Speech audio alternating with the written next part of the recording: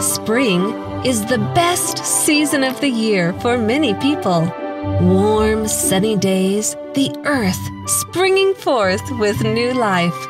Flowers, budding trees, baby animals, all seem to joyfully announce that the long, cold winter is over.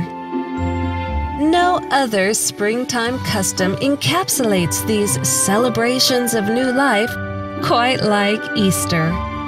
From baby animals to Easter eggs and Easter egg hunts, to sunrise Sunday services and more, Easter is a beloved tradition to many people.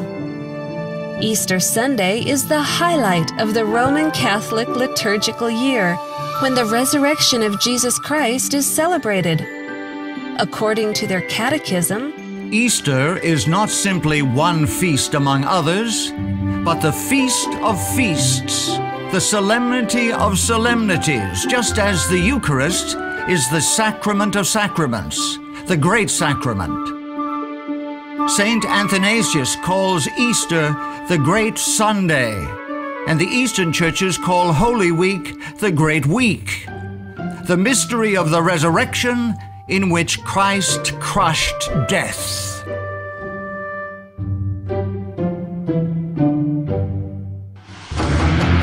The origins of Easter, however, reveal that it flows directly from ancient paganism. Shortly after the flood, Nimrod re-established idolatry in the earth. After his death, Nimrod was promoted as the original sun god. His widow, Semiramis, was called the Queen of Heaven. Various cultures continued the idolatry of these original pagans under different names. To the Egyptians, Semiramis was Isis. To the Babylonians, she was Beltis, consort to the god Bel. To the Canaanites, she was Astarte. The Assyrians called her Ishtar. The worship of these goddesses involved occult fertility practices. These degrading rites were practiced even by the Israelites when in apostasy. Yahuwah clearly denounced any Israelite involvement in these pagan celebrations. Do you not see what they do in the cities of Judah and in the streets of Jerusalem? The children gather wood, the fathers kindle the fire, and the women knead their dough to make cakes for the Queen of Heaven. And they pour out drink offerings to other gods, that they may provoke me to anger. And he said to me, Turn again, and you will see greater abominations than they are doing. So he brought me to the door of the north gate of Yahuwah's house, and to my dismay, women were sitting there, weeping for Tammuz. Modern Easter has no basis in the pure religion of heaven. All of its traditions are pagan. Rabbits and dyed Easter eggs symbolize fertility. Hot cross buns were the cakes offered to the Queen of Heaven. The 40 days of weeping for Tammuz are now the 40 days of Lent leading up to Easter. Sunrise services were performed by pagan priests to honor the sun god. Celebration of Easter does not honor the death and resurrection of the Savior. Participation in pagan practices honors Satan. No amount of renaming it by Christian names can purify Easter of its pagan origins. Easter is much more than a pagan impostor pretending to be Christian. Lurking behind the pretty facade, Easter is a cover-up for the greatest fraud of all time, a calendar change which hides the true day of the resurrection and the true seventh-day Sabbath. As the years passed and the first Christians died, paganism began to corrupt the once pure faith. The Church in Rome, greedy of ever greater power, sought ways to increase her influence. To conciliate the pagans to nominal Christianity, Rome, pursuing its usual policy took measures to get the Christian and pagan festivals amalgamated, and by a complicated but skillful adjustment of the calendar, it was found no difficult matter in general to get paganism and Christianity, now far sunk in idolatry, in this as in so many other things, to shake hands. This change of the calendar in regard to Easter was attended with momentous consequences. It brought into the church the grossest corruption and the rankest superstition. This change of calendar also changed the day of worship. This is admitted by Roman Catholics, who point to it as the sign of their authority. Sunday is purely a creation of the Catholic Church. They, the Protestants, deem it their duty to keep the Sunday holy. Why? Because the Catholic Church tells them to do so. They have no other reason. The author of the Sunday law is the Catholic Church. One Catholic bishop went so far as to state, "It was the Catholic Church which made the law, obliging us to keep Sunday holy. The Church made this law long after the Bible was written. Hence the law is not in the Bible. The Catholic Church abolished not only the Sabbath, but all the other Jewish festivals." the Israelite festival, which was outlawed in favor of Easter, was Passover. All early Christians kept the feasts of Yahuwah as outlined in Leviticus 23. Paganized Christians still wanted to celebrate Easter, while apostolic Christians, still clinging to a pure faith, observed Passover. Since the 2nd century AD, there had been a divergence of opinion about the date for celebrating the Paschal, Easter, anniversary of the Lord's Passion, death, burial, and resurrection.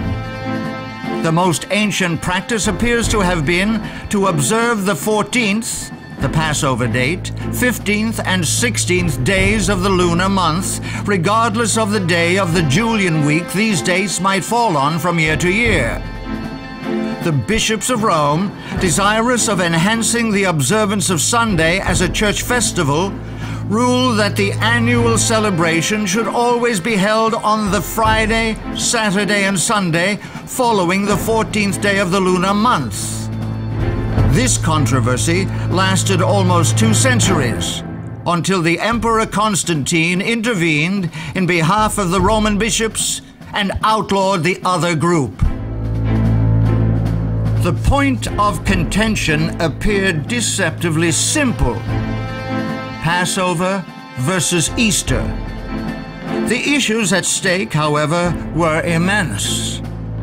The only way to determine when Passover occurs is to use the biblical lunisolar calendar, for only by observing the moon can one count to the 14th day following the first visible crescent. Because the 7th-day Sabbath was also calculated from the first visible crescent, a ruling in favor of Easter being observed on a Julian date would also affect the 7th-day Sabbath.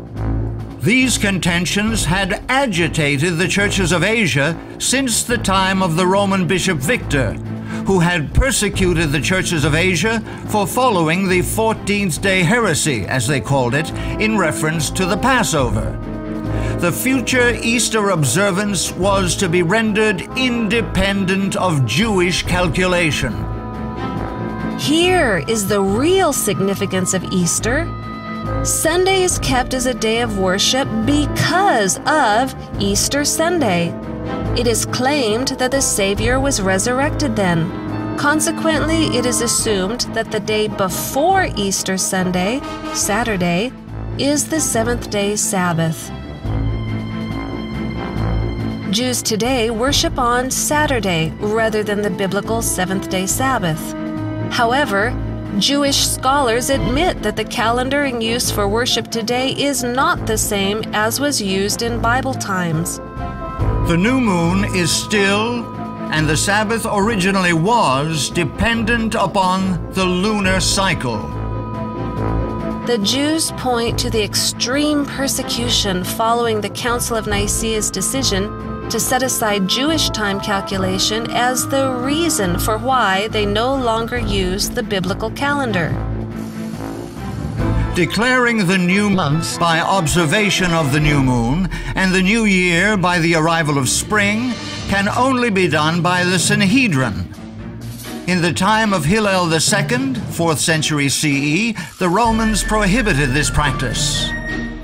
Jewish scholars understand that Christianity stepped free of its biblical roots when the pagan Easter was substituted for the true Passover. At the Council of Nicaea, the last thread was snapped which connected Christianity to its parent stock. The festival of Easter had up till now been celebrated for the most part at the same time as the Jewish Passover, and indeed upon the days calculated and fixed by the Sanhedrin in Judea for its celebration. But in future its observance was to be rendered altogether independent of the Jewish calendar. Emperor Constantine stated, "For it is unbecoming beyond measure that on this holiest of festivals we should follow the customs of the Jews. Henceforward, let us have nothing in common with this odious people. Our Savior has shown us another path.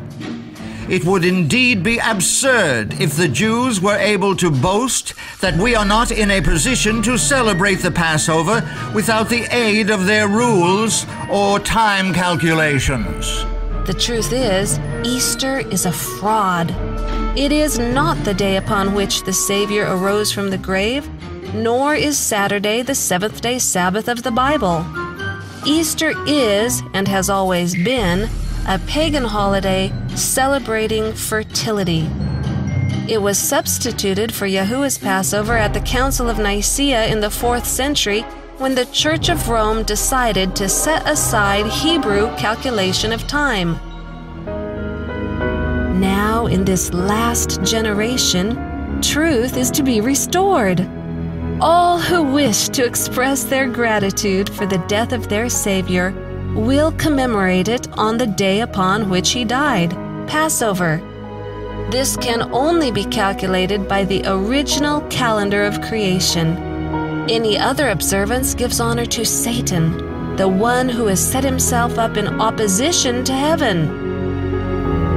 Today, you can choose which day represents your beliefs, Passover or Easter. You can choose to which power you wish to give honor and worship, the Savior or his enemy, Satan. You can choose on which day, calculated by which calendar, you offer that worship. The choice is yours.